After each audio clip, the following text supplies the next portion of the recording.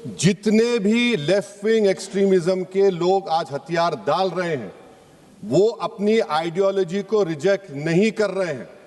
एक स्टेटमेंट मुझे बता दीजिए, हथियार डाल रहे हैं मगर अपनी आइडियोलॉजी पर कायम है, और अगर वो आइडियोलॉजी सस्पेंड नहीं करेंगे तो आपने कौन सी कामयाबी हासिल कर ली? 1970 में चारू मजुमदार ने कहा था कि 70s will be a decade, उसके 7 साल के बाद वो जेल में मर गए। फिर 2004 में पीपुल्स वॉल ग्रुप MCC मिला दिया गया, CPI माओइस्ट बन गया, और उन्होंने कहा कि 2050 तक हम न्यू डेमोक्रेसी रिवॉल्यूशन लाएंगे। बताने का मकसद यह है मैडम कि आइडियोलॉजी पे आज भी वो लोग कायम हैं। मैं 55 दिन हैदराबाद की उस वक्त की मुशीराबाद जेल में था, किसी का मेहमान था, एक कमरे में मुझे रखा गया। मैं 20 दिन पटेल सुधाकर रेड्डी से बात करता था, और पटेल सुधाकर रेड्डी कौन है? जो नक्सलाइट्स को जानते हैं। 98 में वो मुझसे पूछता था कि गैट के बारे में तुम्हारी राय क्या है।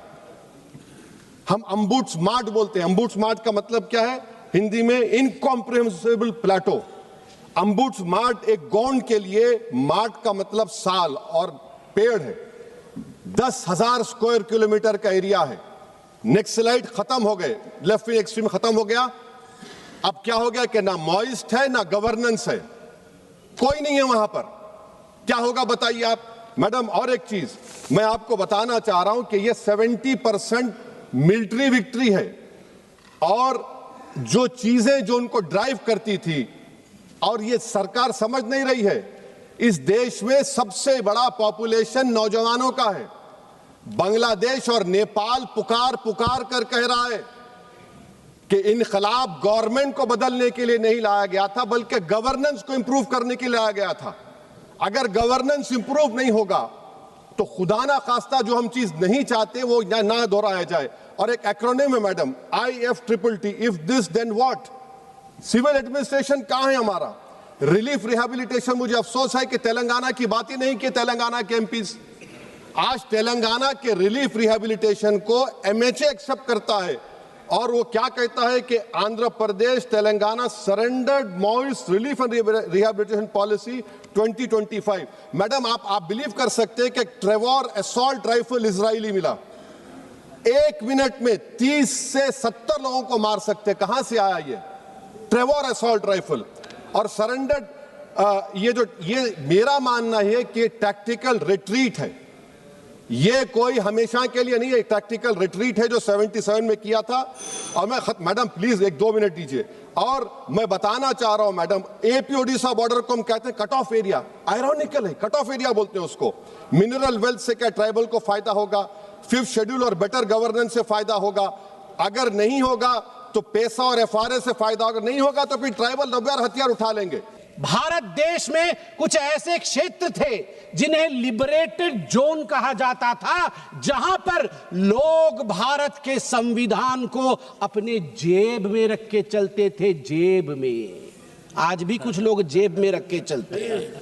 वहां भारत का संविधान नहीं चलता था, वहां भारत की पुलिस और सुरक्षा की कर्मियों के विषय नहीं चलते थे। वो लिबरेटेड जोन थे, जैसे कि दंडकारण्य, जैसे कि पार्श्वनाथ, जैसे कि बूढ़ा पर्वत।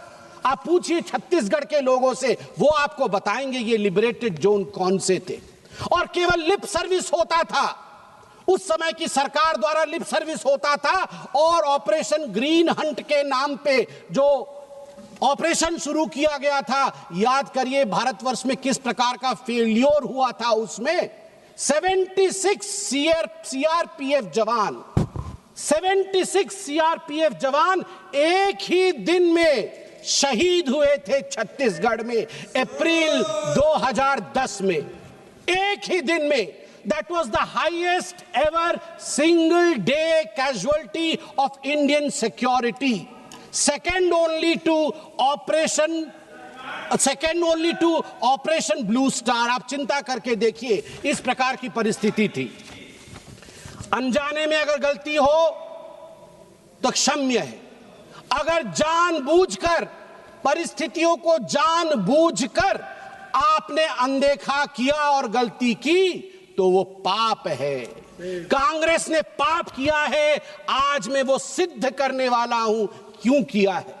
यह जो डॉक्यूमेंट मैं लेके आया हूं सभापति महोदय, ये कोई साधारण डॉक्यूमेंट नहीं है। This is a counter affidavit submitted by the Congress party then, that is the UPA government then, in November 2013 to the Supreme Court of India in the case named Kishore Samrit versus Union of India and others।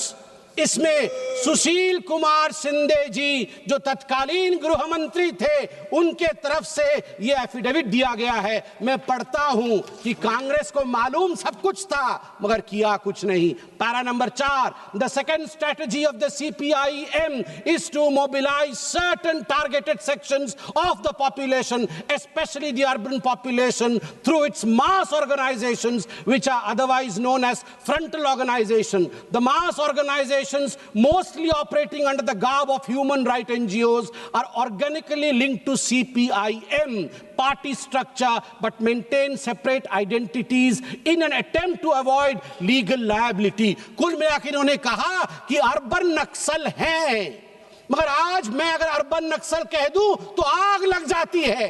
और मैं यहां सिद्ध करके दिखाऊंगा कि ये जानते थे अर्बन नक्सलिज्म क्या है, मगर फिर भी इन्होंने नक्सलिज्म का मेन स्ट्रीमिंग कैसे किया है। नक्सलिज्म के मेन स्ट्रीमिंग में आप याद करिए कि किस प्रकार सोनिया जी जो कांग्रेस की सर्वोच्च नेता हैं, अभी अस्वस्थ है, मैं चाहता हूं कि वो यथाशीघ्र स्वस्थ हो, मगर सोनिया जी की अध्यक्षता में जिस समय वो NAC चलाती थी, NAC और प्लानिंग कमीशन में कौन बैठे थे? नक्सल्स बैठे थे, अर्बन नक्सल्स बैठे थे। मैं उदाहरण दे रहा हूं, मैं उड़ीसा का हूं, सप्तर्षि भाई जो बोल रहे थे वो भी उड़ीसा के हैं। दोनों भाई हम जानते हैं 2011 में उड़ीसा के मलकानगिरी के कलेक्टर R विनील कृष्णन एवं 2 जूनियर इंजीनियर, इनको अगवा कर लिया गया था। जब अगवा कर लिया गया था तो उस समय बातचीत हुई थी, नेगोशिएशन हुआ था कि R विनील कृष्णन देश का कलेक्टर है, ये सरकार है, इनको छोड़ दिया जाए। उस समय 8 माओवादियों को जो गिरफ्त में थे भारत सरकार के पास, उन्हें छोड़ा गया। उनमें से एक माओवादी जिनका नाम है ए पद्मा, वो महिला थी, ए पद्मा। आप जानते हैं जिसे छोड़ा गया ए पद्मा वो क्या करती है? ये ए पद्मा जो हर्ष मंदार हैं, जो NAC के सदस्य थे, सोनिया गांधी जी के राइट हैंड थे, उनके द्वारा जो ऑर्फेनेज चलाया जाता है जिसका नाम अमन वेदिका है, उसको ए पद्मा चलाती थी। A Padma was a direct conduit of the Congress party, the UP government. आपने नाम सुना होगा doctor Vinayak Sen. Vinayak Sen was convicted. Bharat के कोर्ट ने सेडिशन के चार्ज में, देशद्रोह के चार्ज में उस माओइस्ट विनायक सेन को, डॉक्टर विनायक सेन जो पेडियाट्रिशियन है, छत्तीसगढ़ में काम करते थे, उन्हें कन्विक्ट किया गया। मगर मनमोहन सिंह जी की सरकार ने सोनिया गांधी जी के कहने पर उन्हें प्लानिंग कमीशन कमिटी में रखा, steering committee on health, drafting the 12th 5-year plan. 12th 5-year plan doctor Vinayak Sen बना रहे थे। इतना कंफ्यूजन था कांग्रेस पार्टी के अंदर कि उस समय प्रचलित था, एक बहुत बड़े पत्रकार ने लिखा था कि कांग्रेस के अंदर की जो सेइंग है वो है, the saying for Congress is, सैनिकों तुम संघर्ष करो, सैनिकों तुम संघर्ष करो, हमें पता नहीं हम किसके साथ हैं। सैनिकों तुम संघर्ष करो, 76 सैनिक तुम शहीद हो जाओ, मगर हमें पता नहीं हम किसके साथ हैं। हम पद्मा के साथ हैं, हम विनायक सेन के साथ हैं, हम तुम्हारे साथ तो कतई नहीं है।